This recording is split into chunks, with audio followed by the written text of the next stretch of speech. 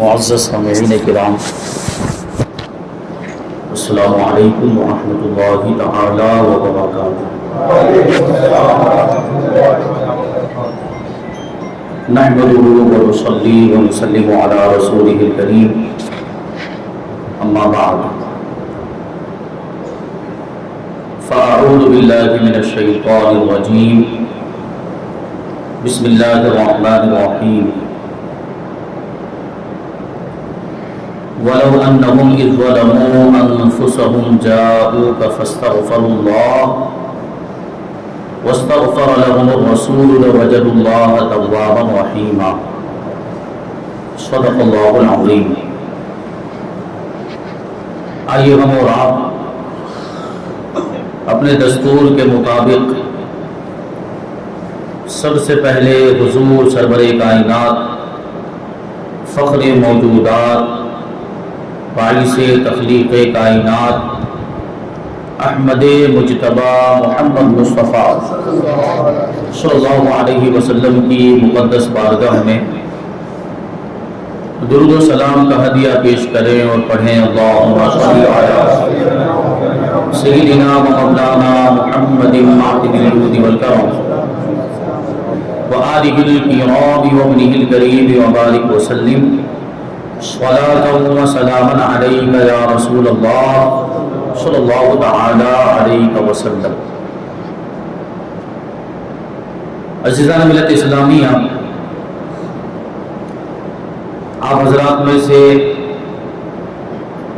بہت سے لوگ جانتے ہوں گے کہ ابھی ہم لوگ عمرہ کر کے آئے،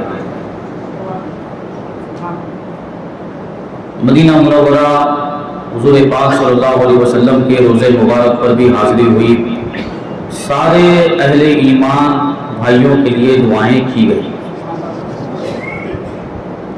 تو چونکہ مدینے کی یاد بھی تازہ ہے اور ایمان والوں کے دلوں میں تو ہمیشہ مدینے کی یاد تازہ رہتی،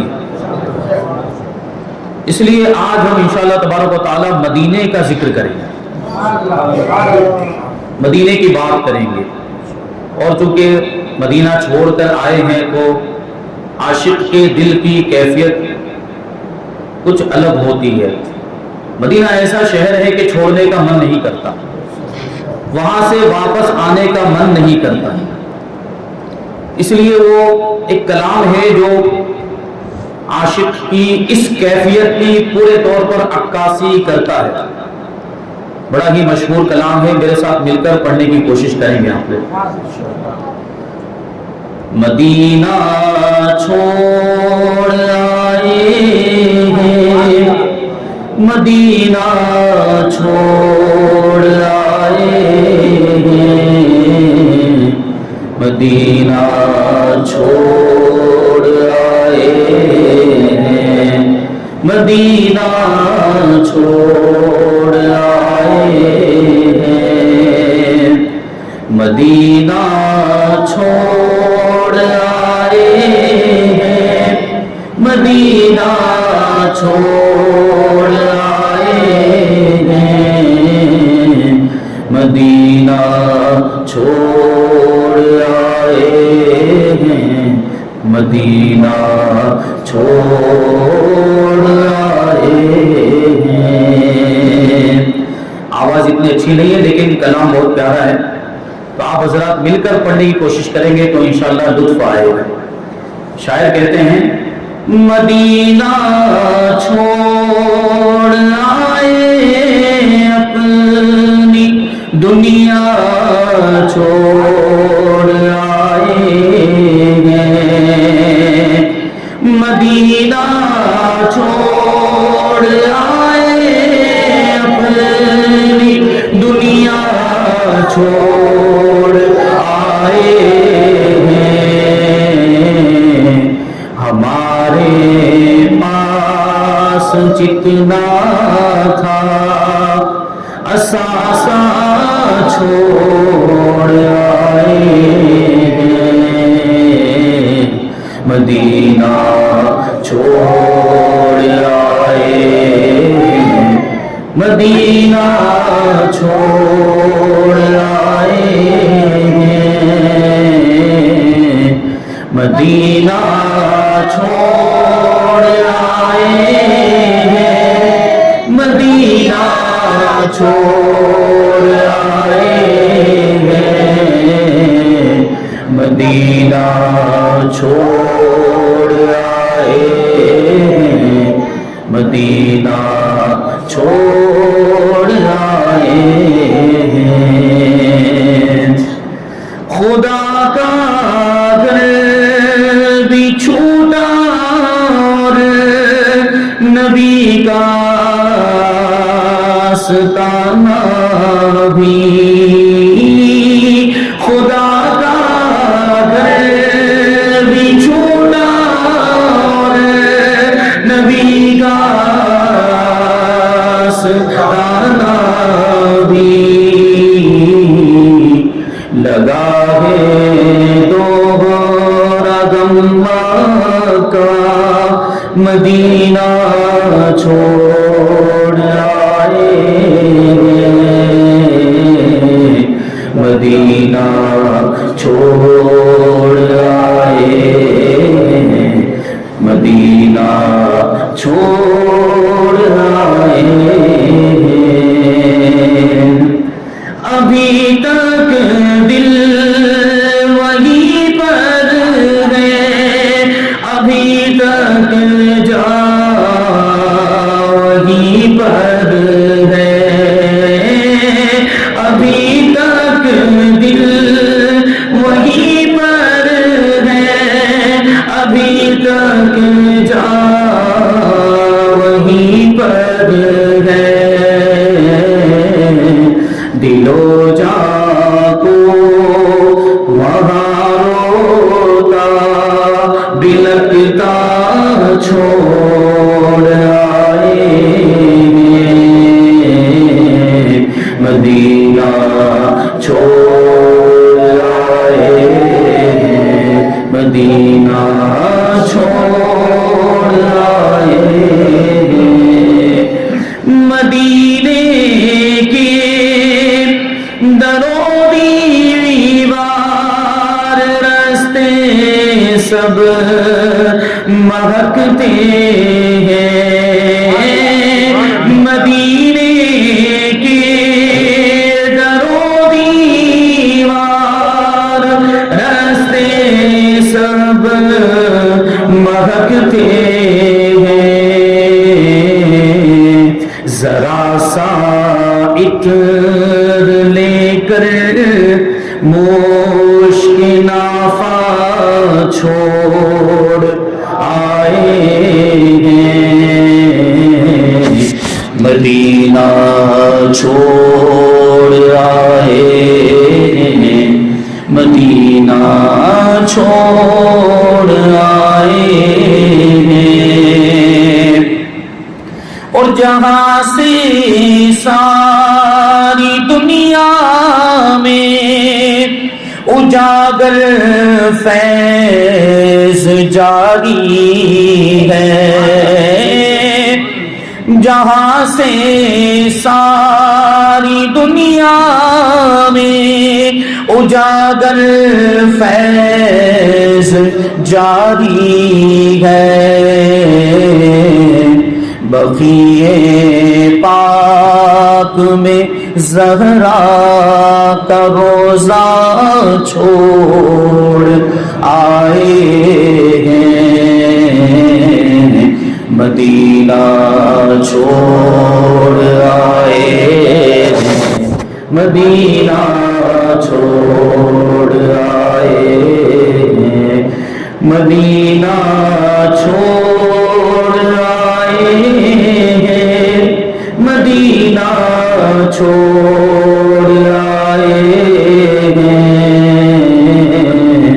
مدینہ چھوڑ آئے ہیں، مدینہ چھوڑ آئے ہیں۔ درود پاک سیدنا و مولانا محمد معدن الجود والکرم وآلہ الکرام وابنہ الکریم وبارک وسلم، صلاۃ و سلام علیک یا رسول اللہ صلی اللہ تعالی علیہ وسلم۔ مدینہ کیسی بستی ہے میرے مولا دکھا دینا، مدینہ کیسی بستی ہے میرے مولا دکھا دینا، جہاں رحمت برستی ہے، جہاں رحمت ہی رحمت ہے۔ تو مدینہ منورہ ایسا شہر ہے، ایسا پاکیزہ مقام ہے کہ جہاں حضور پاک صلی اللہ علیہ وسلم کا روضہ مبارک ہے۔ مدینہ مبارک، مدینہ منورہ ہماری محبتوں اور عقیدتوں کا مرکز ہے۔ الحمدللہ اللہ تبارک و تعالیٰ نے وہاں حاضری کی ہمیں سعادت نصیب فرمائی۔ دعا کرتے ہیں کہ اللہ تبارک و تعالیٰ ہر اہل ایمان کو زندگی میں بار بار وہاں کی با ادب حاضری نصیب فرمائے۔ یہ با ادب بھی بولنا بہت ضروری ہے، کیونکہ لوگ وہاں جا کر بھی بے ادبی والے کام کرتے ہیں۔ تو حاضری تو حقیقت میں وہ ہے جو ادب والی حاضری، با ادب حاضری۔ اللہ تبارک و تعالیٰ ہمیں مدینہ منورہ کی با ادب حاضری نصیب فرمائے۔ وہ ایسا مقدس شہر، حضور پاک صلی اللہ علیہ وسلم کا شہر، اور جب مدینہ منورہ پہنچتے ہیں تو ایک الگ ہی کیفیت ہوتی ہے۔ ہم اور آپ دوسری جگہوں پر بھی جاتے ہیں، دوسرے شہروں میں، دوسرے علاقوں میں بھی جاتے ہیں، جب ہم اپنا وطن چھوڑتے ہیں تو اجنبیت محسوس ہوتی ہے، ایک عجیب سی کیفیت ہوتی ہے، نیاپن محسوس ہوتا ہے۔ لیکن جب مدینے پہنچتے ہیں تو کوئی اجنبیت محسوس نہیں ہوتی، کوئی اجنبیت محسوس نہیں۔ آپ سفر میں ہیں، مدینہ منورہ جا رہے ہیں تو سفر میں آپ کو اجنبیت کا احساس ہوگا، لیکن جیسے ہی آپ کو پتا چل جائے گا کہ مدینہ منورہ قریب آ گیا ہے، مدینہ آنے والا ہے، آپ کی وہ اجنبیت دور ہونا شروع ہو جائے گی۔ اور جب آپ مدینہ منورہ پہنچ جائیں گے تو وہ اجنبیت پورے طور پر ختم ہو جاتی، کیونکہ مدینہ منورہ ایسا شہر ہے جو ایمان والوں کو اپنا بنا لیا کرتا ہے۔ اور وہاں پہنچنے کے بعد اجنبیت کا احساس اس وجہ سے بھی نہیں ہوتا کہ وہ حضور کا شہر ہے اور حضور سے ہمارا دل کا رشتہ، ایمان اور عشق و محبت کا رشتہ ہے۔ تو مدینہ منورہ ایسا شہر ہے۔ مدینہ منورہ کی کیا بات کریں، مدینہ منورہ جب لوگ جاتے ہیں تو ان کی الگ ہی کیفیت ہوتی۔ ایمان والے اور عاشقان مصطفیٰ جب مدینہ کے لیے روانہ ہوتے ہیں، ظاہر سی بات صرف مدینہ نہیں جاتا، آدمی مکہ مکرمہ بھی جاتا ہے، اور جب کوئی مطلب ارادہ بناتا ہے تو پہلے عمرے کا ارادہ بناتا ہے۔ لیکن اگر اس سے پوچھا جائے کہ کہاں جا رہے ہو، کہاں کی تیاری ہے، کہاں جانے کا ارادہ ہے، تو عاشق کا جواب یہ ہوتا ہے، وہ کہتا یہ نہیں کہ مکہ مکرمہ جا رہا ہوں، عمرہ کرنے کے لیے جا رہا ہوں۔ عاشق سے جب یہ سوال ہوتا ہے تو وہ یہ کہتا ہے کہ مدینے جا رہا ہوں۔ عاشق کا کیا جواب ہوتا ہے کہ مدینے جا رہا ہوں۔ ہمارے امام نے اسی کو تو یہ کہا کہ کعبے کا نام تک نہ لیا، طیبہ ہی کہا، کعبے کا نام تک نہ لیا، طیبہ ہی کہا۔ پوچھا تھا ہم سے جس نے کہ نہضت کدھر کی ہے، یعنی ارادہ کدھر کا ہے، مقصد کدھر کا ہے۔ ہم سے جس نے بھی سوال پوچھا تو ہم نے یہ نہیں کہا کہ ہم کعبہ جا رہے ہیں، ہم مکہ جا رہے ہیں، بلکہ عاشق جواب دیتا ہے ہم مدینے جا رہے ہیں۔ کیوں مدینہ کیوں کہتے ہیں؟ کیونکہ آگے آنے والے شعر میں امام اس کی وضاحت کر دیتے ہیں اور اس کا مقصد بھی بیان کرتے ہیں کہ اس کے طفیل حج بھی خدا نے کرا دیے، اس کے طفیل حج بھی خدا نے کرا دیے، اصل مراد حاضری اس پاک در کی ہے۔ کیونکہ مدینہ منورہ کی حاضری کے صدقے میں، بلکہ حضور کے قدموں کے صدقے میں حج بھی ہو جاتا ہے، عمرہ بھی ہو جاتا ہے۔ حج ادا کر لیا، عمرہ ادا کر لیا، حضور کے قدموں میں حاضر ہو گئے، اور حضور کے وسیلے سے دعائیں کی جائیں تو حج بھی قبول ہو جاتا ہے اور عمرہ بھی قبول ہو جاتا ہے۔ یہ حضور پاک صلی اللہ علیہ وسلم کا وہ در ہے، یہ حضور کی وہ بارگاہ ہے۔ اعلیٰ حضرت رضی اللہ تعالیٰ عنہ فرماتے ہیں کہ ہوتے کہاں خلیل و بنا کعبہ و مینا، ہوتے کہاں خلیل و بنا کعبہ و مینا۔ خلیل مطلب حضرت ابراہیم علیہ السلام، بنا مطلب خانہ کعبہ کی تعمیر، کعبہ خانہ کعبہ، مینا مینا کا میدان آپ جانتے ہیں۔ ہوتے کہاں خلیل و بنا کعبہ و مینا، لولاک والے صاحبی سب تیرے در کی ہے۔ یہ لولاک اس حدیث پاک کی طرف اشارہ جس میں اللہ تبارک و تعالیٰ نے ارشاد فرمایا کہ اے محبوب اگر آپ کو پیدا کرنا مقصد نہ ہوتا تو میں زمین و آسمان کو پیدا نہ کرتا، میں اس کائنات کو پیدا نہ کرتا، یہاں تک کہ حضرت آدم کو بھی پیدا نہ کرتا۔ تو یہ پوری کائنات حضور پاک صلی اللہ علیہ وسلم کے صدقے میں وجود میں آئی۔ خانہ کعبہ بھی جو بنا ہے تو حضور کے صدقے میں بنا ہے، مکہ مکرمہ بھی آباد ہوا ہے تو حضور کے صدقے میں، حضور کے قدموں کی برکت سے آباد ہوا۔ یہ حضور پاک صلی اللہ علیہ وسلم کا روضہ مبارک، وہ کیسی بارگاہ۔ آیت کریمہ جو میں نے خطبہ مسنونہ کے اندر تلاوت کی، اللہ تبارک و تعالی ارشاد فرماتا ہے وَلَوْ أَنَّهُمْ إِذْ ظَلَمُوا أَنفُسَهُمْ جَاءُوكَ فَاسْتَغْفَرُوا اللَّهَ وَاسْتَغْفَرَ لَهُمُ الرَّسُولُ لَوَجَدُوا اللَّهَ تَوَّابًا رَحِيمًا، کہ اگر یہ لوگ اپنی جانوں پر ظلم کر لیں، یعنی ان سے گناہوں کے کام ہو جائیں، جانوں پر ظلم کرنے کا مطلب کیا ہے؟ ان سے گناہوں کا کام ہو جائے، گناہوں کا ارتکاب ہو جائے، تو کیا کریں؟ اے محبوب آپ کی بارگاہ میں حاضر ہو جائیں، آپ کی بارگاہ میں آ جائیں، یعنی آپ کے روزے مبارک پر، یعنی زندگی میں حضور پاک صلی اللہ علیہ وسلم اگر ظاہری طور پر حیات ہوں تو ظاہری طور پر پہنچ جائیں، اور اگر پردہ فرما چکے ہیں تو آپ کے مزار مبارک پر حاضر ہو جائیں، روزہ مبارک پر حاضر ہو جائیں۔ مطلب کیا ہوا؟ حضور پاک صلی اللہ علیہ وسلم کی بارگاہ میں حاضر ہو کر پھر کیا کرے بندہ؟ اللہ تبارک و تعالیٰ سے مغفرت طلب کرے، اور حضور پاک صلی اللہ علیہ وسلم اس کے لیے بھی دعائے مغفرت کریں، اس کے لیے اللہ کی بارگاہ میں شفاعت کریں، تو کیا ہوگا؟ لَوَجَدُوا اللَّهَ تَوَّابًا رَحِيمًا، یہ لوگ ضرور اللہ تبارک و تعالیٰ کو بہت زیادہ توبہ قبول کرنے والا مہربان پائیں گے۔ حضور کی بارگاہ میں آج بھی اگر کوئی حاضر ہو جائے، سچے دل سے توبہ کرے اور حضور پاک صلی اللہ علیہ وسلم کو اللہ کی بارگاہ میں شفیع بنا کر پیش کرے، تو اللہ تبارک و تعالیٰ اس کے گناہوں کو معاف فرما دیا کرتا ہے۔ آج بھی اگر کوئی حضور کے روزے پر جائے، ایک واقعہ ہے ایسا، عیون الحکایات میں لکھا، حضرت سیدنا محمد ابن حرب ہلالی رحمۃ اللہ تعالی نے بیان کرتے ہیں کہ میں حضور پاک صلی اللہ علیہ وسلم کے روزہ مبارک پر حاضر تھا۔ میں نے کیا دیکھا کہ ایک اعرابی آیا، ایک دیہات کا رہنے والا آیا، اور حضور پاک صلی اللہ علیہ وسلم کی بارگاہ میں حاضر ہو کر، آپ کے روزہ مبارک پر حاضر ہو کر عرض کرنے لگا، یا رسول اللہ صلی اللہ تعالی علیہ وسلم، کہ اللہ تبارک و تعالیٰ نے آپ پر جو سچی کتاب نازل فرمائی ہے، یعنی قرآن پاک، اس میں یہ آیت کریمہ بھی ہے وَلَوْ أَنَّهُمْ إِذْ ظَلَمُوا أَنفُسَهُمْ جَاءُوكَ فَاسْتَغْفَرُوا اللَّهَ وَاسْتَغْفَرَ لَهُمُ الرَّسُولُ لَوَجَدُوا اللَّهَ تَوَّابًا رَحِيمًا، کہ یہ لوگ اگر اپنی جانوں پر ظلم کر لیں تو اے محبوب آپ کی بارگاہ میں حاضر ہو جائیں، پھر اللہ سے مغفرت طلب کریں، اور رسول بھی ان کے لیے دعائیں مغفرت کریں، رسول ان کے لیے شفاعت کرے، تو ضرور اللہ تبارک و تعالیٰ کو بہت توبہ قبول کرنے والا مہربان پائیں گے۔ وہ اعرابی عرض کرتا ہے، یا رسول اللہ، میں بھی اللہ تبارک و تعالیٰ کے اس فرمان کے مطابق اپنے گناہوں کو لے کر آپ کی بارگاہ میں حاضر ہو گیا، اپنے گناہوں کی معافی کے لیے، گناہوں کی معافی کی درخواست لے کر آپ کی بارگاہ میں حاضر ہو گیا ہوں اس آیت کریمہ کے حکم کے مطابق۔ یا رسول اللہ صلی اللہ تعالی علیہ وسلم، آپ کو اللہ کی بارگاہ میں میں وسیلہ بناتا ہوں، آپ کو اپنا سفارشی بناتا ہوں، یا رسول اللہ میرے گناہوں کی معافی ہو جائے، اللہ تبارک و تعالیٰ میرے گناہوں کو معاف فرما دے۔ وہ حضور کی بارگاہ میں موجود ہے، وہ اعرابی حضور کے روزہ مبارک پر موجود، اور وہیں پہ کھڑے کھڑے یہ اشعار پڑھتا چلا جا رہا ہے۔ یہ اشعار تھے، یا من دفنت بالقاء اعظمہ فطاب من طیبہن القاہ والاقم، کہ یا رسول اللہ صلی اللہ تعالی علیہ وسلم، آپ کا جسم مبارک اس سرزمین میں مدفون ہے، یہ روزہ مبارک میں آپ کا جسم مبارک موجود ہے، اور آپ کے جسم مبارک کی برکت سے اور جسم مبارک کی خوشبو سے یہ سرزمین، یہ میدان اور آس پاس میں جتنے بھی ٹیلے اور پہاڑ ہیں سب معطر اور خوشبودار ہو گئے ہیں۔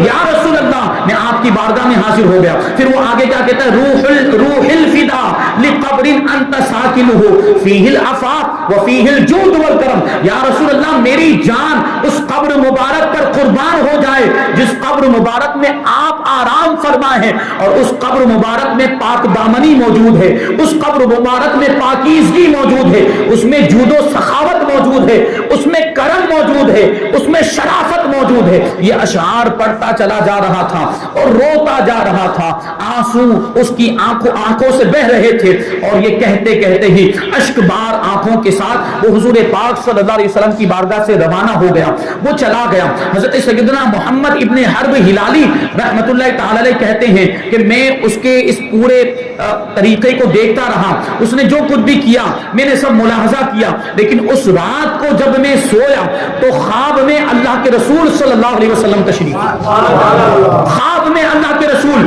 صلی اللہ علیہ وسلم تشریف لائے، اور مجھ سے مخاطب ہو کر اللہ کے رسول صلی اللہ علیہ وسلم نے ارشاد فرمایا کہ اے محمد ابن حرب، اس اعرابی کے پاس جاؤ جو آج ہمارے روزے پر حاضر ہوا تھا، اور اور گناہوں کی مغفرت کی درخواست کی تھی، اس سے ملاقات کرو اور اس کو یہ مژدہ سنا دو، اس کو یہ پروانہ دے دو کہ میرے وسیلے سے دعا کرنے کی وجہ سے، مجھ کو اپنا سفارشی بنانے کی وجہ سے اور میری شفاعت کی وجہ سے اللہ تبارک و تعالیٰ نے اس کے گناہوں کو معاف فرما دیا۔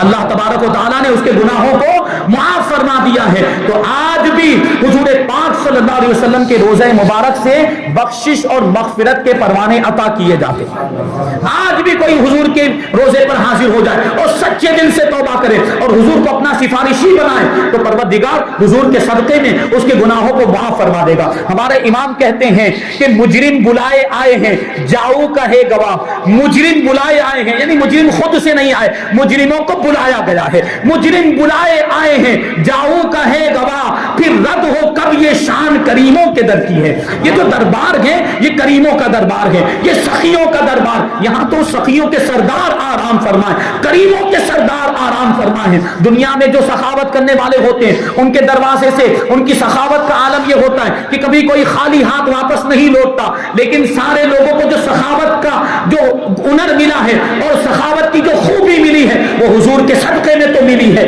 تو ان کے دربار کا عالم کیا ہوگا اور ان کی سخاوت کا عالم کیا ہوگا۔ اسی لیے امام کہتے ہیں کہ پھر رد ہو کب یہ شان کریموں کے در کی ہے، یعنی ہماری عرضی رد کیسے ہو سکتی ہے؟ یہ کریموں کے در کی شان ہے کہ یہاں پر خالی ہاتھ لوٹایا نہیں جاتا، سرکار میں نہ لا ہے نہ حاجت اگر کی ہے، یہاں جو بھی آتا ہے مانگنے والا۔ اسی لیے تو امام کہتے ہیں کہ وہاں کیا جود و کرم ہے شہ بدخا تیرا، نہیں سنتا ہی نہیں مانگنے والا تیرا۔ مانگنے والے کو یہاں پر انکار نہیں کیا جاتا، نہیں بلکہ یہاں تو اگر کی بھی حاجت نہیں کہ اگر ہوگا تو دوں گا، کل آنا تو دوں گا۔ یہاں تو حضور پاک صلی اللہ علیہ وسلم کی بارگاہ میں، کیونکہ اللہ تبارک و تعالیٰ نے حضور کو مالک و مختار بنا دیا ہے، مالک کونین ہے، گو پاس کچھ رکھتے نہیں، دو جہاں کی نعمتیں ہیں ان کے خالی ہاتھ میں اللہ تبارک و تعالیٰ نے پوری کائنات کا حضور کو مالک و مختار بنا دیا۔ اسی لیے تو حضور تاج الشریعہ نے کیا کہا، جہاں بانی عطا کر دیں، بھری جنت ہبا کر دیں، نبی مختار کل ہیں جس کو جو چاہیں عطا کر دیں، نبی مختار کل ہیں جس کو جو چاہیں عطا کر دیں۔ یہ حضور کی شان، حضور کے روزے پر اگر کوئی حاضر ہو جائے اور سچے دل سے توبہ کرے تو حضور پاک صلی اللہ علیہ وسلم کی شفاعت کی برکت سے، حضور پاک صلی اللہ علیہ وسلم کے روزے مبارک کی برکت سے اللہ تبارک و تعالی اس شخص کے گناہوں کو معاف فرما دیا کرتا ہے۔ امام اسی لیے کہتے ہیں کہ مجرم بلائے آئے ہیں جاؤ کہے گواہ، پھر رد ہو کب یہ شان کریموں کے در کی ہے۔ اور پھر آگے کہتے ہیں کہ منگتا کا ہاتھ اٹھتے ہی داتا کی دین تھی، منگتا کا ہاتھ اٹھتے ہی داتا کی دین تھی، دوری قبول و عرض میں بس ہاتھ بھر کی، دوری قبول و عرض میں بس ہاتھ بھر کی ہے۔ یہ اللہ کے رسول صلی اللہ علیہ وسلم کی بارگاہ اور عاشق حاضر ہوئے ہیں، حضور کے چاہنے والے حاضر ہوئے ہیں، تو چاہنے والوں کو حضور عطا نہیں فرمائیں گے، یقیناً عطا فرمائیں گے۔ حضور کے مواجہہ شریف میں حاضر ہو جائیں، سنہری جالیوں کے سامنے حاضر ہو جائیں اور امام کے اس شعر کو یاد کریں، بلکہ امام کے اس شعر کو وہاں پر پڑھیں، کتنا کم فاصلہ ہوتا ہے، سامنے سنہری جالیاں اور سنہری جالیوں کے پیچھے حضور پاک صلی اللہ علیہ وسلم تشریف فرمائے۔ تصور کریں حضور پاک صلی اللہ علیہ وسلم ہم کو دیکھ رہے ہیں، اللہ کے رسول صلی اللہ علیہ وسلم ہم کو دیکھ رہے ہیں، ہمارے سلام کو سن رہے ہیں، ہمارے سلام کا جواب بھی عطا فرما رہے ہیں، لیکن ہمارے کانوں میں وہ طاقت نہیں کہ ہم حضور کے سلام کے جواب کو سن سکیں، کیونکہ حضور پاک صلی اللہ علیہ وسلم محبت کرنے والوں کے سلام کا جواب عطا فرماتے، یہ ہمارا ایمان ہے، عقیدہ۔ تو یہ تصور کریں اس جگہ پر جب پہنچے تو اللہ تبارک و تعالیٰ سب کو توفیق عطا فرمائے وہاں حاضری دینے کی۔ وہاں جب حاضر ہو تو یہ تصور کریں کہ حضور پاک صلی اللہ علیہ وسلم ہم کو دیکھ رہے ہیں اور حضور کی بارگاہ میں عرض کریں یا رسول اللہ آپ کی بارگاہ میں گنہگار حاضر ہو گئے ہیں، یا رسول اللہ بہت بڑے مجرم ہیں، سر سے لے کر پاؤں تک گناہوں میں ڈوبے ہوئے ہیں، یا رسول اللہ کی بارگاہ میں سفارش کر دے، ہمارے گناہوں کی بخشش ہو جائے، ہمارے گناہوں کی معافی کا پروانہ مل جائے۔ امام کہتے ہیں کہ منگتا کا ہاتھ اٹھتے ہی داتا کی دین تھی، دوری قبول و عرض میں بس ہاتھ بھر کی ہے۔ دنیاوی اعتبار سے اگر کوئی مجرم ہو تو جس کا اس نے جرم کیا ہے، جس کے تعلق سے وہ قصوروار ہے، تو اس کے سامنے جانے میں اس کو شرم آتی ہے، وہ اس کے سامنے نہیں جاتا جس کا اس نے حق مارا ہے تو اس کو شرم آتی ہے، اس کا سامنا کرنے میں اس کو شرم آتی ہے۔ لیکن ہم گنہگار ہیں، ہم حضور پاک صلی اللہ علیہ وسلم کی بارگاہ میں یقیناً گنہگار، ہمارا گناہوں کا معاملہ اتنا زیادہ ہے کہ ہمیں بھی حیا آنی چاہیے، ہمیں بھی شرم آنی چاہیے۔ اتنے بڑے گنہگار حضور کی بارگاہ میں کیسے پہنچیں گے؟ لیکن امام کہتے ہیں کہ اگر حضور کی بارگاہ میں نہیں جائیں گے تو پھر کہاں جائیں گے؟ ہمارے گناہوں کی بخشش پھر کہاں سے ہوگی؟ اسی لیے تو امام نے کہا کہ اللہ اکبر یہ منہ اور ان کا اللہ اکبر یہ بے حیائیاں اور ان کا یہ منہ تیرے درود پاک پڑھ لیجیے، اللہم صلی علی سیدنا و مولانا محمد معدن الجود والکرم وآلہ الکرام وابنہ الکریم وبارک وسلم صلاۃ و سلام علیک یا رسول اللہ صلی اللہ تعالی علیہ وسلم۔ اف یہ بے حیائیاں، یہ منہ اور تیرے حضور، یعنی اتنے بے حیائی کے کام کیے اور یہ ہمارا منہ سیاہ کالا منہ لے کر ہم پہنچے کس کی بارگاہ میں؟ حضور کی بارگاہ میں، حضور کی بارگاہ میں پہنچے ہیں، حضور کی بارگاہ میں پہنچے ہیں، یہ سیاہ منہ لے کر پہنچے ہیں۔ لیکن حضور پاک صلی اللہ علیہ وسلم کی خو کیا ہے؟ حضور پاک صلی اللہ علیہ وسلم کی عادت مبارکہ کیا ہے؟ حضور پاک صلی اللہ علیہ وسلم کی عادت کریمہ یہ ہے کہ آپ درگزر فرما دیا کرتے ہیں، آپ معاف فرما دیا کرتے ہیں۔ تو ہم گنہگاروں کو بھی حضور درگزر کر دیں، اگر ہم سے کوئی غلطی ہو جائے، اگر ہم سے کوئی خلاف ادب بات ہو جائے تو حضور پاک صلی اللہ علیہ وسلم کی بارگاہ میں عریضہ پیش کریں کہ حضور معاف فرما دیں۔ یہ حضور پاک صلی اللہ علیہ وسلم کا در ہے، حضور پاک صلی اللہ علیہ وسلم کا روضہ مبارک، کتنی برکت والی جگہ، مدینہ منورہ کی کیا شان ہے۔ مدینہ منورہ عاشقوں کے دل کی دھڑکن ہے، اور مدینہ منورہ ایسا شہر ہے جو اپنا بنا لیا کرتا ہے، وہاں جب بندہ پہنچ جاتا ہے تو پھر واپس آنے کا دل نہیں کرتا۔ اور عاشقوں کو تو وہاں کے پھولوں سے پیار ہے تو وہاں کے کانٹوں سے بھی محبت ہے۔ عشق والوں کو اگر وہاں کے پھولوں سے محبت ہے تو وہاں کے کانٹوں سے بھی پیار۔ مطلب کیا ہوا کہ اگر کانٹا بھی چپ جائے تو شکایت نہیں کرنی چاہیے، لفظ شکوہ زبان پر نہیں لانا چاہیے، کیونکہ یہ کانٹا بھی مدینے کا کانٹا ہے۔ اسی لیے تو استاذ زمن حضرت علامہ حسن رضا خان کیا کہتے ہیں؟ حضور پاک صلی اللہ علیہ وسلم کے شہر مبارک کے کانٹے سے اس کو مخاطب کرتے ہوئے کہتے ہیں، حضرت علامہ حسن رضا کیا کہتے ہیں کہ خارے صحرائے نبی پاؤں سے کیا کام تجھے، خارے صحرائے نبی یعنی حضور پاک صلی اللہ علیہ وسلم کے صحرا کے کانٹے، حضور پاک صلی اللہ علیہ وسلم کے شہر کے کانٹے، اس کو مخاطب کر کے کہتے ہیں خارے صحرائے نبی پاؤں سے کیا کام تجھے، یعنی پاؤں میں کیوں چبھتا ہے؟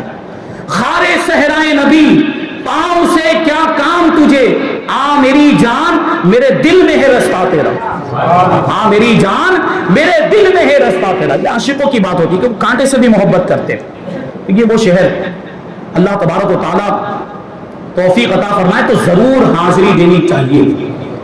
ہم نے دیکھا بہت بڑے بڑے مالدار لوگ، دولت مند ہیں، امیر ہیں، نوکر چاکر ہے، گاڑی ہے، بنگلہ ہے، کسی چیز کی کمی نہیں، روپیہ پیسہ سونا چاندی سب کچھ موجود، لیکن مدینے جانے کی توفیق نہیں ہوتی، مدینے جانے کا خیال نہیں آتا۔ بڑی بڑی گاڑیوں میں گھومتے ہیں، فلائٹ میں سفر بھی کریں گے اور دوسرے ملکوں میں جا بھی چکے، بڑے بڑے شہروں کو دیکھ چکے، لیکن مدینے جانے کا خیال نہیں آتا، کیونکہ مدینے تو وہ جاتا ہے نا جس کو آقا بلاتے، مدینے تو وہ جاتا ہے جس کو حضور بلاتے۔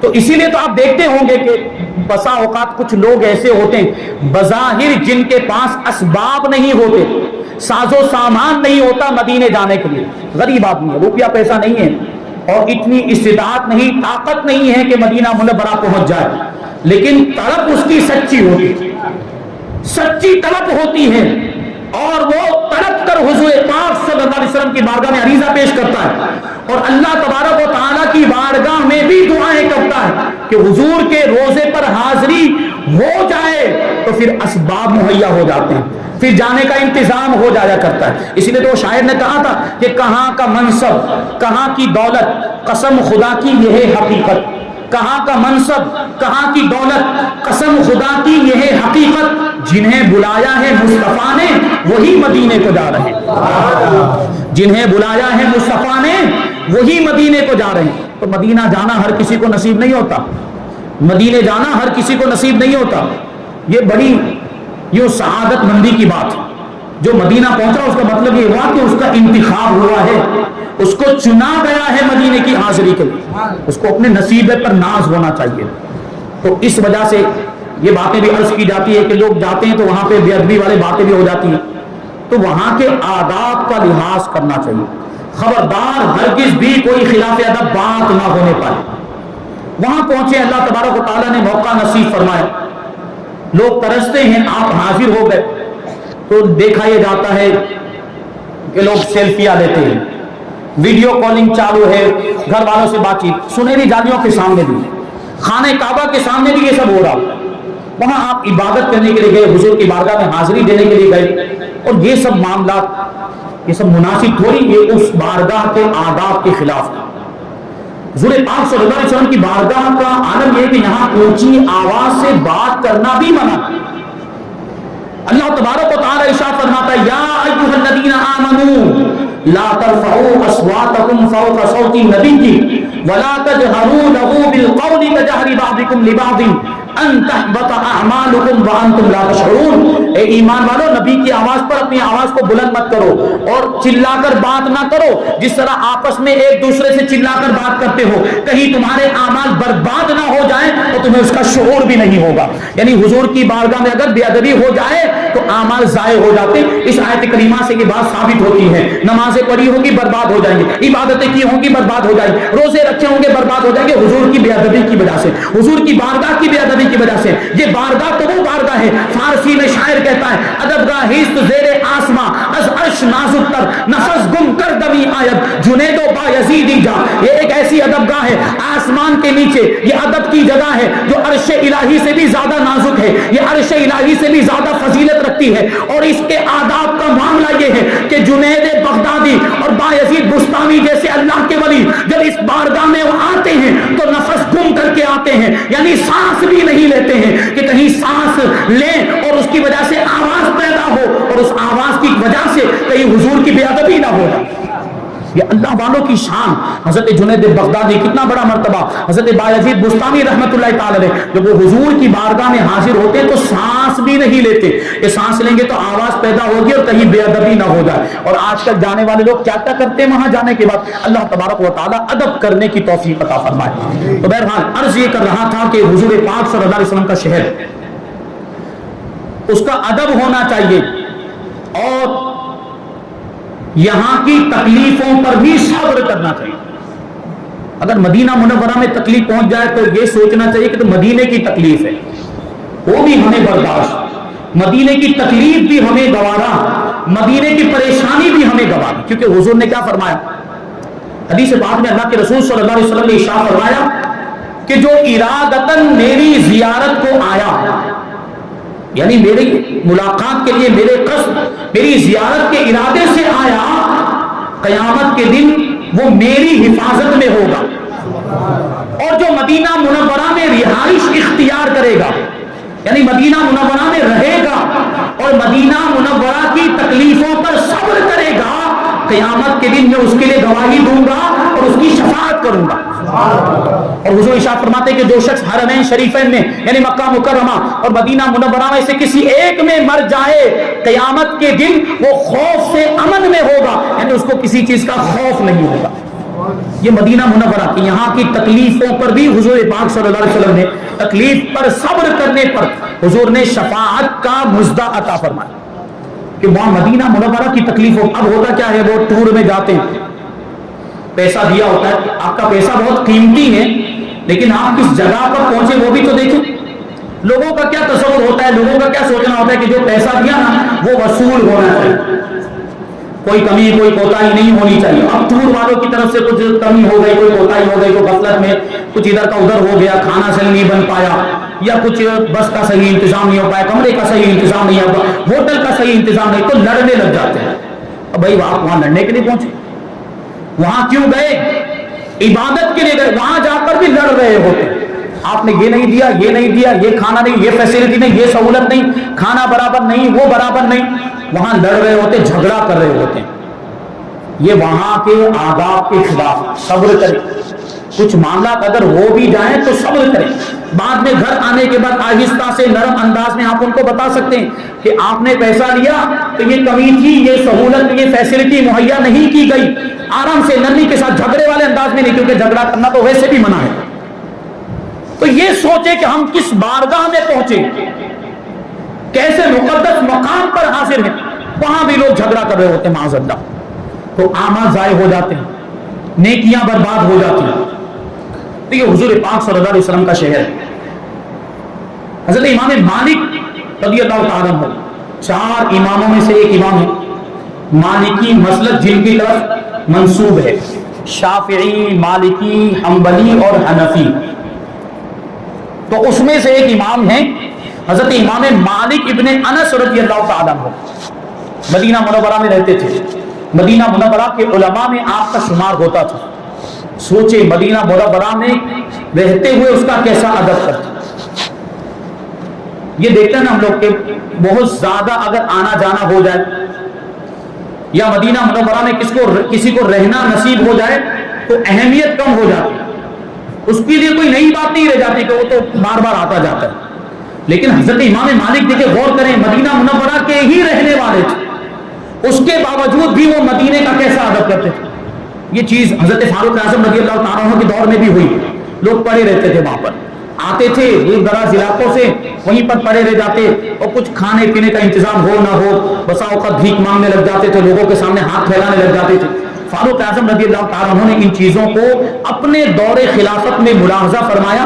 فاروق اعظم رضی اللہ تعالیٰ کوڑے مار مار کر لوگوں کو وہاں سے بھگاتے تھے، جاؤ اپنے شہر، جاؤ اپنے ملک میں. کیونکہ اس سے اہمیت کم ہو جاتی ہے. آدمی وہاں پڑا رہے گا تو پھر وہ آداب کے تقاضے پورے نہیں کرے گا. لیکن امام مالک رضی اللہ تعالیٰ عنہ مدینہ منورہ کے رہنے والے، وہاں کے باشندے ہیں، کیسا ادب کرتے ہیں. امام مالک رضی اللہ تعالیٰ عنہ کے بارے میں روایتوں میں آیا کہ آپ قضائے حاجت کرنے کے لیے بھی مدینہ منورہ کی حدود سے باہر تشریف لے جاتے تھے. مدینہ منورہ میں قضائے حاجت بھی نہیں کرتے تھے، اس کی حدود سے باہر جاتے تھے. آپ کو بتا دو مدینہ منورہ اس زمانے میں حضور پاک صلی اللہ علیہ وسلم کے دور میں ایک بہت بڑا شہر نہیں تھا، اس کا بہت بڑا رقبہ نہیں تھا. آج جو مسجد نبوی ہے، صحن کو اگر شامل کر لیں، جو نئی تعمیر ہوئی ہے صحن کو بھی شامل کر لیں، تو بس اس زمانے میں حضور کے زمانے میں مدینہ منورہ شہر اتنا ہی تھا. تو اس کے بھی باہر تشریف لے جاتے تھے حضرت امام مالک رضی اللہ تعالیٰ عنہ. لیکن مدینہ منورہ کے اندر قضائے حاجت نہیں کرتے تھے اس کے ادب کی وجہ سے.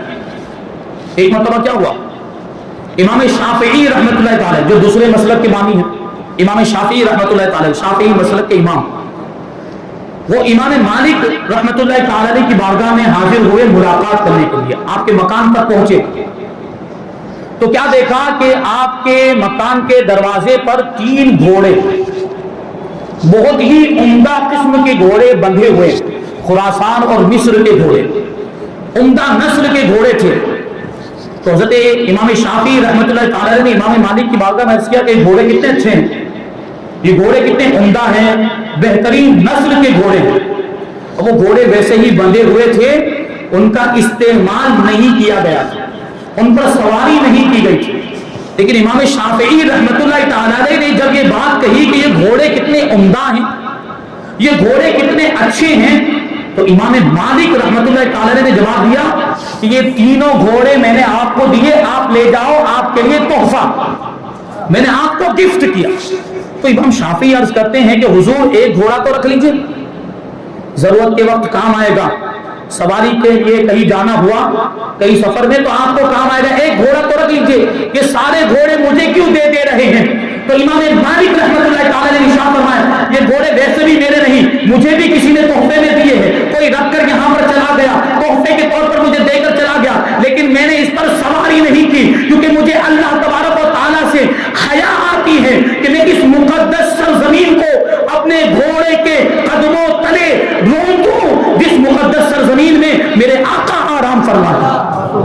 مجھے یہ بھی گوارا نہیں کہ گھوڑے پہ سوار ہو کر اس گھوڑے کو مدینے کی گلی کوچوں میں لے کر چلوں اور اس سرزمین کو رون دوں جہاں پر حضور چلا کرتے تھے، جہاں حضور کے قدم پڑا کرتے تھے. امام کہتے ہیں ہاں رہے مدینہ ہے غافل ذرا تو جاگ، ہاں رہے مدینہ ہے غافل ذرا تو جاگ، او پاؤں رکھنے والے یہ جاگ چشم و سر کی ہے. اور پاؤں رکھنے والے یہاں تو عاشق آنکھیں بچھا دیا کرتے، عاشق تو سر کے بل رکھتے ہیں، اور پاؤں رکھنے والے یہ جا چشم و سر کی ہے۔ اور دوسرے مقام پر امام کہتے ہیں حرم کی زمین اور قدم رکھ کے چلنا، حرم کی زمین اور قدم رکھ کے چلنا، ارے سر کا موقع ہے اور جانے والے، یہاں تو سر کے بل چلنا چاہیے کہ کہیں ہمارے پاؤں اس جگہ پر نہ پڑ جائیں جہاں حضور کے قدم پڑے ہیں۔ یہ آداب کا تقاضا، یہی امام مالک رضی اللہ تعالیٰ عنہ، امام مالک نے کیسا ادب سکھایا، اور اس طرح جو ہے عاشقوں کا معاملہ ہوا کرتا ہے، اور وہ مدینہ منورہ کا ایسا ادب کیا کرتے ہیں۔ میں نے ابھی عرض کیا کہ مدینہ منورہ کی تکلیفوں پر بھی صبر کرنا چاہیے۔ خدا نخواستہ وہاں پہنچنے کے بعد آپ کو کوئی تکلیف پہنچ گئی، کوئی پریشانی ہو گئی، کسی نے کچھ کہہ دیا، کسی نے دھکا مار دیا، کسی کی طرف سے آپ کو کوئی ایذا پہنچ گئی، یا کوئی آسمانی آفت آ گئی، یا کوئی زمینی وبا آ گئی، کوئی بھی یا بیماری وغیرہ کے معاملات ہو گئے، تو صبر کرنا چاہیے، کیونکہ حضور نے کیا فرمایا کہ جو مدینے کی تکلیف پر صبر کرے گا میں اس کی شفاعت کروں گا۔ تو مدینے کی چیزوں کو برا بھی نہیں کہنا چاہیے، کیونکہ مدینے کی چیزوں کو حضور سے نسبت ہے، حضور کے شہر سے نسبت ہے۔ عاشق کو تو میں نے عرض کیا وہاں کے کانٹے سے بھی محبت ہے، تو مدینے کی ہر چیز سے محبت ہونی چاہیے۔ اب یہ الگ بات ہے کہ مدینہ منورہ کے بازاروں میں ادھر ادھر وہ چائنا کا بھی سامان ملے گا، ہندوستان پاکستان سے ایکسپورٹ ہوا سامان بھی، اس کی ہم بات نہیں کر رہے، ہم اس سامان کی بات کریں، ان چیزوں کی بات کر رہے ہیں جو مدینہ منورہ کی ہی ہیں، وہیں کی ہیں، تو وہ چیزیں بھی ہمارے لیے برکت والی ہیں۔ اب سوچے کہ جہاں کی مٹی کھا کے شفا ہو، وہاں کا دوسرا سامان ہمارے لیے کتنا قابل احترام ہونا چاہیے۔ تو ایک واقعہ ہے کہ ایک شخص مدینہ منورہ کی گلی کوچوں میں روتے ہوئے پھرتے تھے، روتے ہوئے پھرتے، معافی مانگتے جاتے تھے، توبہ کرتے جاتے تھے۔ تو لوگوں نے روک کر پوچھا کیا معاملہ ہے، کیوں روتے ہیں، کیوں معافی مانگ رہے ہیں؟ تو اس نے جواب دیا، جو رو رہا تھا جو شخص، اس نے جواب دیا کہ میں نے مدینہ منورہ کے دہی کو کھٹا اور خراب کہہ دیا، مدینہ منورہ کے دہی کو کھٹا اور خراب کہہ دیا۔ وہ اللہ کے ولی تھے، وہ کہتے ہیں کہ مدینہ منورہ کے دہی کو خراب اور کھٹا کہنے کی وجہ سے میری ولایت چھن گئی، اللہ تبارک و تعالیٰ نے میری معرفت کو چھین لیا، اور غیب سے آواز آئی کہ مدینہ منورہ کے دہی کو کھٹا کہتا ہے، یہاں کی تو ہر چیز عمدہ ہے، یہاں کی ہر چیز بہترین ہے، کیونکہ اس کو نسبت ہے حضور کے در سے، حضور پاک صلی اللہ علیہ وسلم کے قدموں سے نسبت ہے، حضور کے شہر سے نسبت ہے۔ تو اگر کبھی آپ کو کوئی چیز پسند نہ بھی آئے نا، تو ناپسندیدگی کا اظہار نہیں کرنا چاہیے، نفرت کا اظہار نہیں کرنا چاہیے، نہیں کھانا مت کھائیے، تناول نہیں کرنا نہیں مت کیجیے، لیکن اس کی برائی ہرگز مت کیجیے، کیونکہ وہ مدینے کی چیز ہے۔ دیکھنے جیسی بات، مدینہ منورہ یہ مقدس شہر۔ تو ہم امام کے اشعار کی روشنی میں مدینہ منورہ کی عظمت کو سمجھیں۔ اعلیٰ حضرت رضی اللہ تعالیٰ عنہ جب حضور پاک صلی اللہ علیہ وسلم کے روزے پر حاضر ہوئے تو اعلیٰ حضرت کی کیا کیفیت تھی؟ وہ تو اعلیٰ حضرت ہے نا، پھر وہ تو امام اہل سنت ہے، ان کا کیا انداز ہوگا حضور کی بارگاہ میں حاضری دینے کا؟ تو ایک بات، وہ ایک قطعہ اعلیٰ حضرت رضی اللہ تعالیٰ عنہ نے لکھا ہے، اس کی تشریح آپ کے سامنے بیان کر کے اپنی گفتگو کو ختم کروں۔ اعلیٰ حضرت رضی اللہ تعالیٰ عنہ ایک شعر میں پہلے وہ سن لیں، وہ شعر ریاض الجنت کے بارے میں اعلیٰ حضرت کیا فرماتے ہیں؟ ایک طرف روزے کا نور، ایک سمت منبر کی بہار، ایک طرف روزے کا نور، ایک سمت منبر کی بہار، بیچ میں جنت کی پیاری پیاری واہ واہ، یعنی جنت کا باغ۔ ریاض الجنہ کا مطلب یہ ہوتا ہے جنت کا باغ، کیونکہ حضور نے کیا فرمایا؟ ما بین قبری و منبری روضۃ من ریاض الجنہ، کہ میری قبر مبارک اور میرے منبر کے درمیان کا جو حصہ ہے وہ جنت کے باغوں میں سے ایک باغ ہے۔ ریاض الجنہ ایسی مقدس جگہ ہے، اسی وجہ سے وہاں پر نماز پڑھنے کے لیے آدمی بڑی تگ و دو کرتا ہے، بڑی کوششیں، بڑی محنت کرتا ہے۔ آج کل بڑے معاملات ہو گئے، پرمیشن لینی پڑتی ہے، اجازت لینی پڑتی ہے، تصریح حاصل کرنی پڑتی ہے، تب جا کر وہاں حاضری دینے کا موقع ملتا ہے اور وہاں نماز پڑھنے کا موقع ملتا ہے۔ یہ ہے ریاض الجنہ۔ اس کے بارے میں علماء کیا فرماتے ہیں کہ یہ ریاض الجنہ، یہ جنت کا ٹکڑا حضور نے فرما دیا، اور حضور جو فرما دے اللہ ویسا ہی کر دیا کرے۔ جنت کا ٹکڑا کہا، جنت کا باغ کہا، تو وہ جنت کا ٹکڑا ہو گیا، وہ جنت کا باغ ہو گیا۔ ہم وہ شعر پڑھتے ہیں نا، وہ اسی کی طرف اشارہ ہے. میں نے مانا کہ جنت بہت ہے حسین، شعر پڑھا آپ نے سنا ہوگا. میں نے مانا کہ جنت بہت ہے حسین، چھوڑ کر میں مدینہ نہ جاؤں کہیں، چھوڑ کر میں مدینہ نہ جاؤں کہیں. پھر دوسرے مصرے میں اس کی وجہ بتاتا ہے شاعر، یوں تو جنت میں سب ہے مدینہ نہیں، یوں تو جنت میں سب ہے مدینہ نہیں، اور جنت مدینے میں موجود ہے. یہ حصہ جنت کا ہے کہ نہیں؟ جنت مدینے میں موجود ہے.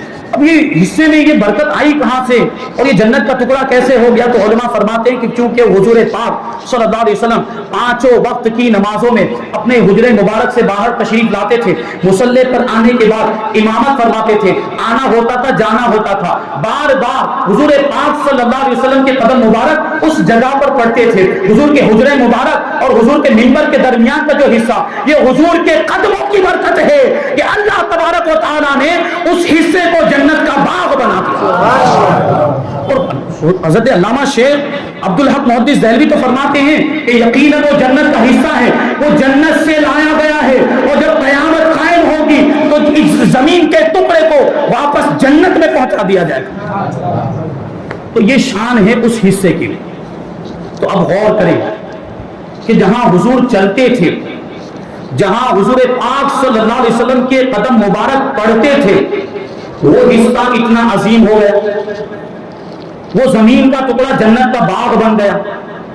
اس کی اتنی فضیلت ہو گئی کہ وہاں لوگ نماز پڑھنے کے لیے تگ و دو کرتے ہیں، محنت مشقت کرتے ہیں، اپنے لیے سعادت سمجھتے ہیں اس جگہ میں نماز پڑھنے کو. تو سوچیں کہ جب اس حصے کا یہ عالم ہے تو جہاں حضور پاک صلی اللہ علیہ وسلم خود تشریف فرما ہے، زمین کے جس حصے سے حضور پاک صلی اللہ علیہ وسلم کا جسم مبارک لگا ہوا ہے، اس کی عظمت کا عالم کیا ہوگا، اس کی فضیلت کا عالم کیا ہوگا. اسی لیے علماء فرماتے، علماء اہل سنت کا اس پر اتفاق ہے کہ زمین کا وہ حصہ جس حصے سے رسول پاک صلی اللہ علیہ وسلم کا جسم اطہر لگا ہوا ہے، وہ ساتوں آسمانوں کی نہیں بلکہ عرش الہی سے بھی افضل ہے، وہ کعبے سے بھی افضل ہے، وہ مکہ مکرمہ سے بھی افضل ہے، وہ ساتوں آسمانوں سے بھی افضل ہے، وہ عرش الہی سے بھی افضل ہے.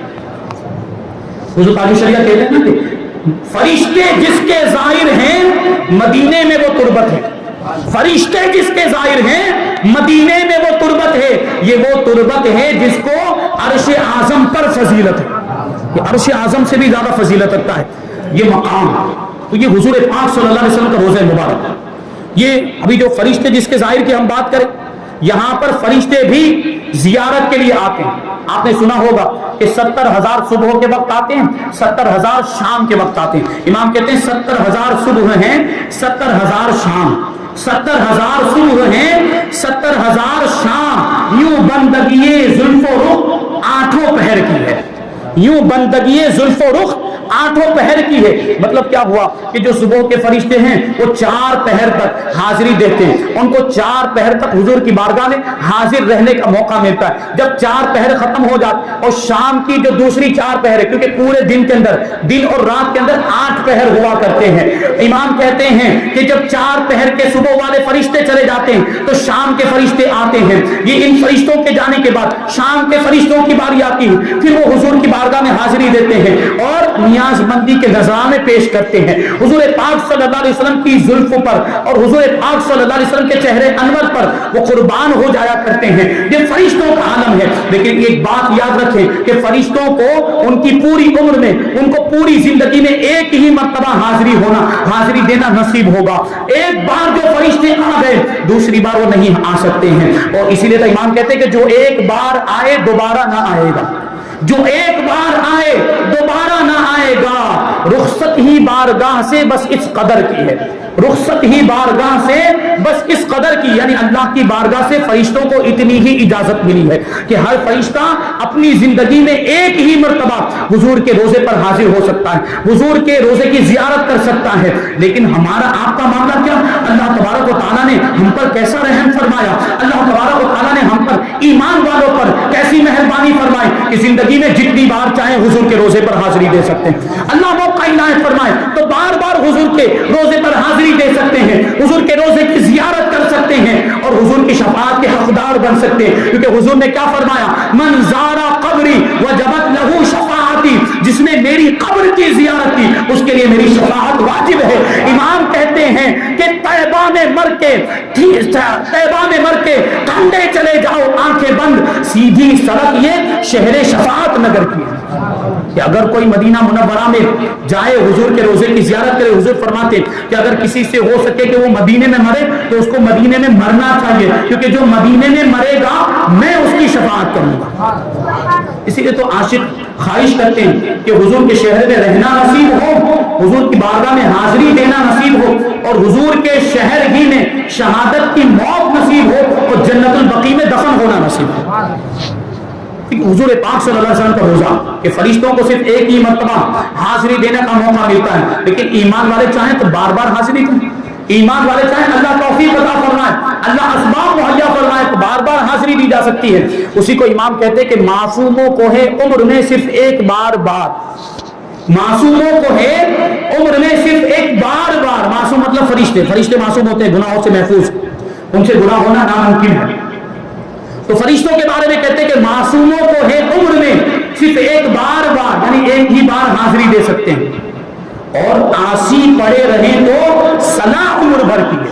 عاصی مطلب گنہگار، عاصی اگر حضور کے روزے پر پڑے رہیں تو عمر بھر کی اجازت ہے، عمر بھر کے لیے حضور کی طرف سے دعوت ہے اگر ہم حضور بلائیں اور حضور کی بارگاہ میں حاضر ہو۔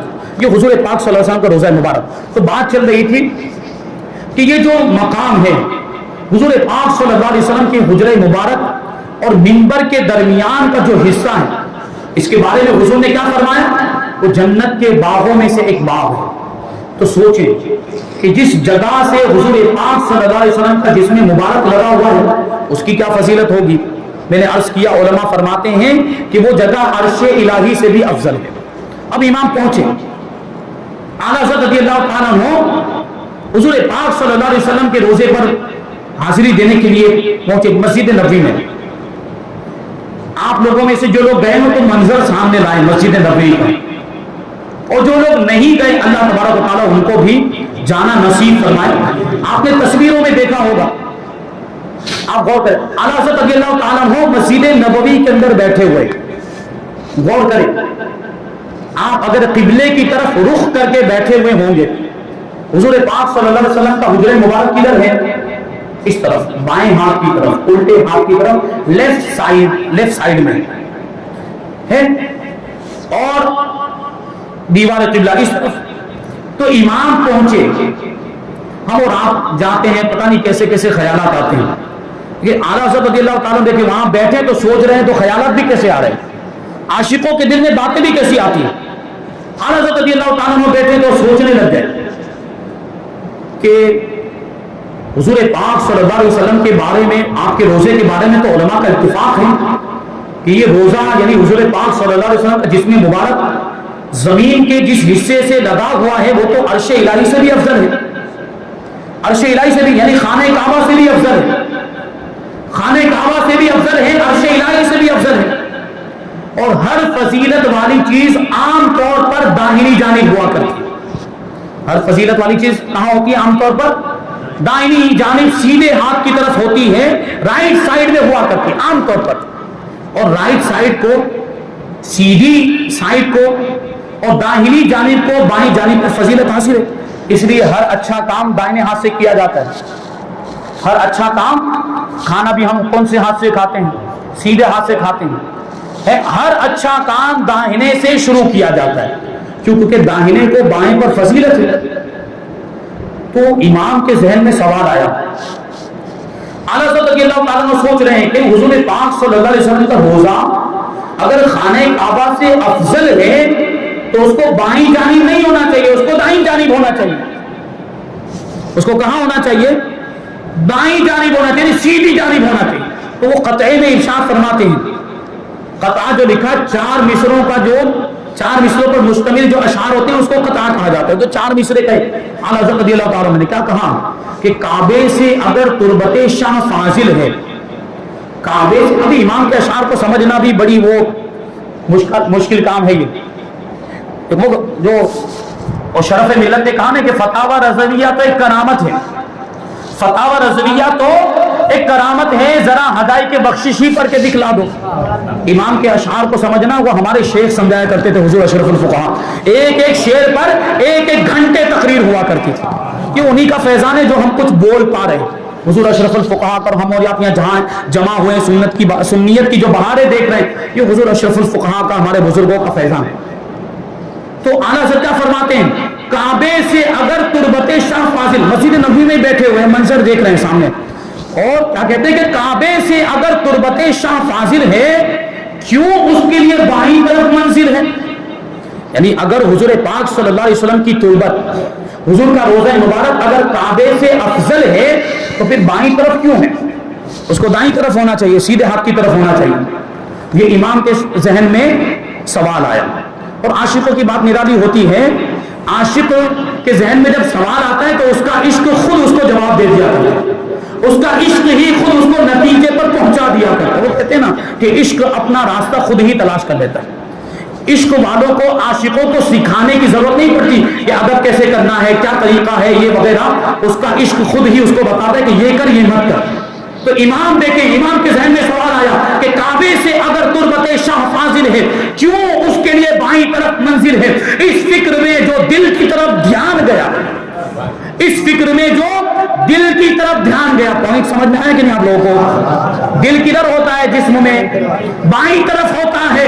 اس فکر میں جو دل کی طرف دھیان گیا، سمجھا یہ دل ہے، سمجھا وہ جسم ہے اور یہ برکت دل ہے، سمجھا وہ جسم ہے اور یہ برکت دل ہے، یعنی خانہ کعبہ جسم ہے اور اس جسم کے لیے دل کی حیثیت رکھتا ہے حضور پاک صلی اللہ علیہ وسلم کا روضہ مبارک۔ اور جسم کے اندر اگر دل نہ ہو یا دل کام کرنا بند کر دے تو جسم بھی بیکار ہو جاتا ہے، جسم مردہ ہو جاتا ہے۔ تو پوری کائنات کے لیے حضور پاک صلی اللہ علیہ وسلم کا روضہ مبارک دل کی حیثیت رکھتا ہے۔ جان ہے وہ جہان کی، جان ہے تو جہان۔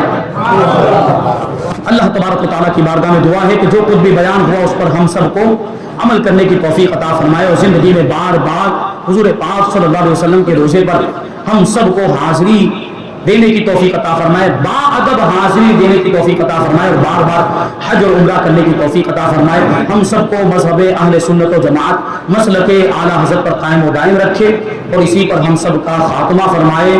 حضور غوث پاک رضی اللہ تعالیٰ عنہ کے فیوز و برکات سے ہم سب کو مالا مال فرمائے۔ وما علینا الا البلاغ۔ السلام علیکم۔